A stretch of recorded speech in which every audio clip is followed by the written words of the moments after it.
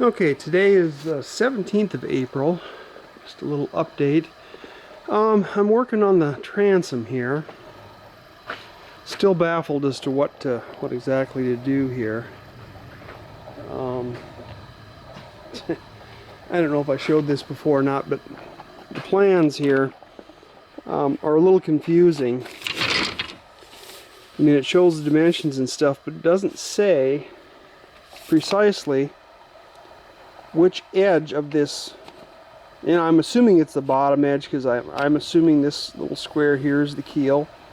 So I'm assuming this bottom edge here has to be the longest edge, but they don't say that because that thing's at an angle. You see here it's at an angle. They don't say whether it's at the top edge or the bottom edge.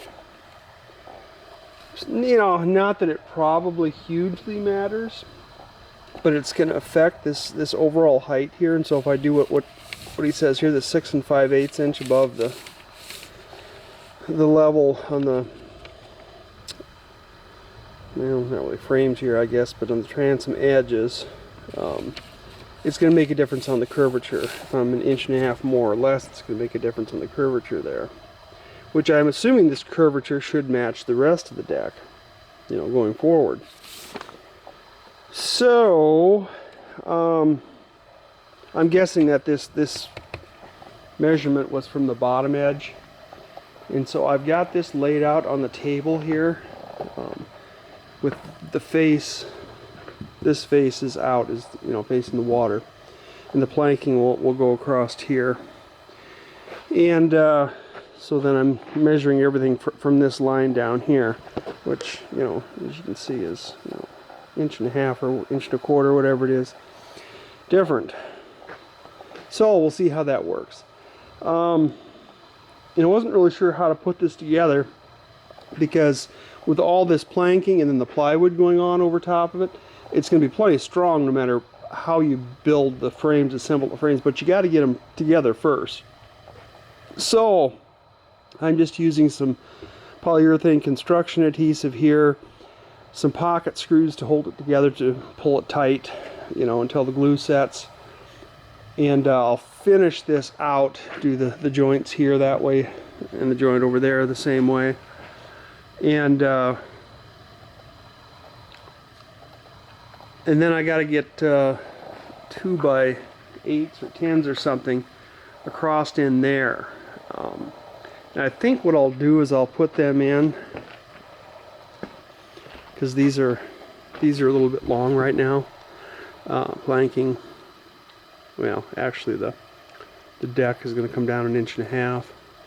But anyway, so then this needs to go over, and it needs to angle. So when the planking is laid on here, it's at the right angle, curvature. So these need to be cut back. And then two layers of 2x10s I'm going to put in across here, and then on the other side as well. And then I'll cut the curvature out of those 2x10s, and that curvature will actually meet the very tip of the center of that 2x10 there.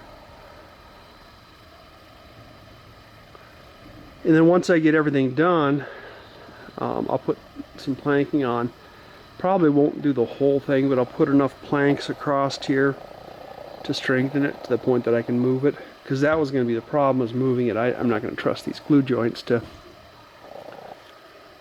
well, yeah, it might be strong enough even with just those, but I'm going to put some planking on it, whether I do it completely or not. And I had to order planking for this because it's 2x6s and they're 12 feet. So I had to order planking for it, and it's not going to be here until Friday. Because, of course, everything being Douglas fir, nobody's got it in stock. But the warehouse has it, so that's good. It only takes me like a week to get it, so I ordered it, I don't know, Friday, I guess, or, yeah, Friday, I think. And it'll be here Thursday or Friday this week now.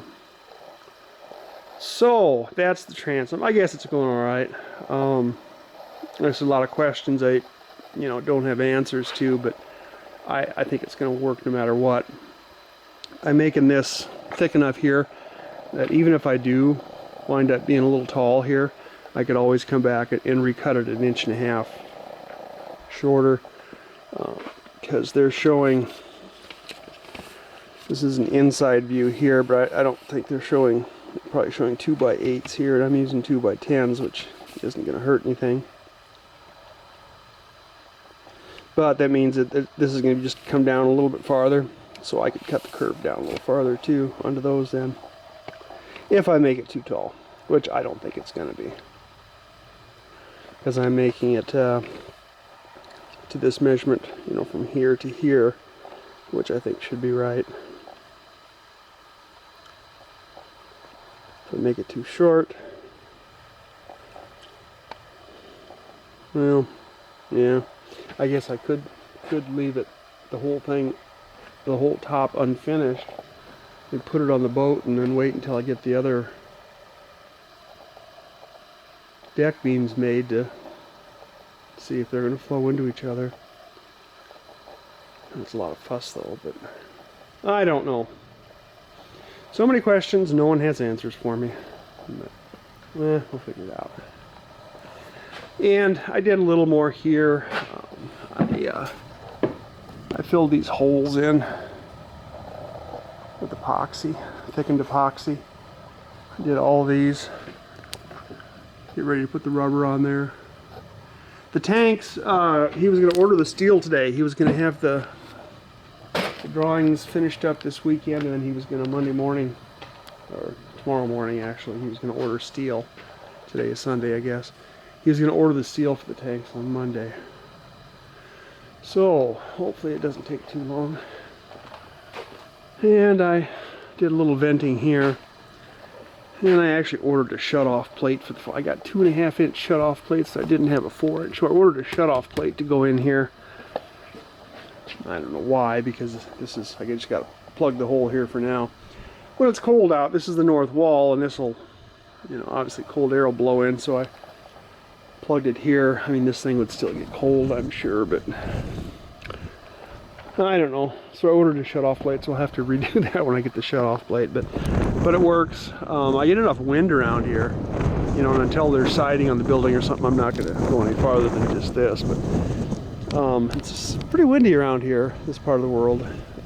So this piles of sawdust or shavings, they go pretty fast. See the wind generators off in the distance there. It's north of these. And they go forever. About 20 some miles of them there, going that direction. And you probably can't see them down there either, can you? Yeah, maybe you can. But they start there again, south of town. And they go southwest forever, another 20 miles that direction. They're trying to stay, you know, 2 or 3 miles away from small towns, so, which is good, I guess, but we get lots of wind is the point. Lots and lots of wind. So my sawdust blows around. I don't know, maybe I'll make a catcher out back here for this thing at some point. I don't know, we'll see. I don't know. It's not going to hurt anything just piling up out here for a while either, but we shall see. And I got my little extensions on where I screwed up and cut my frame 6 inches too short. I don't know if you can see it up there, but and I went ahead and put some epoxy, thickened epoxy filler in up here too. Let's go take a look at this one. See if I can do this without falling off the ladder.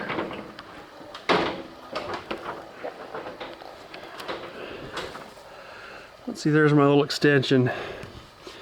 It's butt glued with filled epoxy, thickened epoxy, and then I ran 2 3/8-inch dowels were glued in, and then I drilled out and put in a 10-inch 3/8-inch lag bolt. It starts a couple inches down, all the way down into here.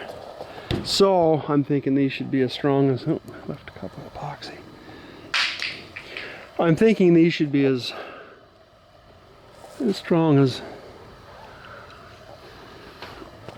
the others. And depending on what happens inside here, like I said, I might put a butt block butt block on the side, one of these sides. No, that'd be this side, I think. Because I think the deck beams go on this side. Now it's probably too close to focus. But anyway, you know, boy, it looks like there's a lot of room in there. You know, it's just too bad that's the engine room. It's all taken up by fuel tanks in the engine room. But I guess you gotta have it. Uh-oh. Uh-oh. We got an intruder. Who's intruding on me? Huh? Hey, dog! Up here. What you doing? Are you playing with your friends, the cats? Huh? Looks like a lot of room, and it is. But by the time you get two 700-gallon fuel tanks in there, and the engine and transmission and whatever else is all going to have to go in here, electrical system, and probably put my water tanks in here. I've been debating on water tanks, and I can't find a really good place to put water tanks. I really don't want to put them like under a settee or something like that, and they're sloshing around. I think I might put them back here, just put some big rectangular tanks back here. Since I'm not going to have a generator back here, I think I would have room for that. I don't know, we'll see. But I'd probably need to leave some room down here above the keel for ballast too. And I don't know what I'm going to do there, if I'm going to get steel or lead or concrete or what I'm going to use. I guess it won't be steel, but maybe steel embedded in concrete. I know lead's getting so hard to find anymore. 20 years ago you could get lead for free, all you wanted. And then it went to 5 cents a pound. I was getting lead from guys for 5 cents a pound years ago, back when I had my scuba business. Making scuba weights out of it. But not the case anymore. So I don't know what I'll use for ballast, if I need ballast at all. Probably gonna need some. But I'd like to leave between the floors available for ballast if need be. And I don't know where for sure the ballast is going to need to go either. We'll have to see how it sets on its lines, if it needs to go forward or aft or what. These fuel tanks are going to be pretty well centered, so it shouldn't really make a whole lot of difference the fuel levels for trim on the boat. I mean, side to side you have to use, you know, some fuel out of each side to keep that balanced, but other than that, I think it's going to be pretty well centered. I don't know, we'll see. Oh, and I'm rethinking my exhaust system and my engine. And I don't know, it looks like the John Deere engine is going to be a no-go, because the only engine that's EPA Tier 3 approved for marine use is the turbocharged common rail high pressure fuel, electronic fuel injection. And I really don't want that. I wanted the mechanical. You know, I want to be able to crank the engine over. If I can crank the engine, I want it to be able to start. And it looks to me like about the only engine I'm finding is that Kubota that's marinized by Beta Marine is Tier 3 approved. It does have a turbocharger, but it's very lightly turbocharged. The engine would probably run without it for that matter, but very lightly turbocharged, so, but it is mechanically injected. So it's probably going to have to be the Beta Marine. I haven't talked to them yet, but I'll have to see what kind of lead time they got on engines. Alright, anyway, that's my 17th of April 2021 update.